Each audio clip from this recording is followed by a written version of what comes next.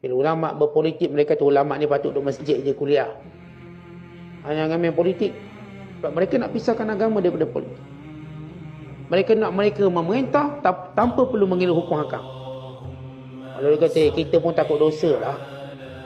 Tapi takut dosa kamu tak sama macam ulama takut dosa. Beza. Dan Allah sebut dalam Quran, innama yakhshallaha min ibadihil ulama. Yang takutkan Allah dengan sebenar ialah ulama. Allah sebut. Lepas tu ulama berpolitik dia lebih selamat. Lalu mereka kata ulama jangan main politik, duduk rumah. Jangan cakap politik. Jangan apa-apa. Tuan-tuan, kita tahu bahawa agama Allah ni menjaga politik, menjaga seluruhnya, menjaga negara. Yang faham agama Allah secara kepadrian, agama Allah duduk masjid. Dah, habis cerita. Stop. Itu agama Allah yang menjaga sistem kewangan. Yang menjaga politik pentadbiran manusia, hukum hakam.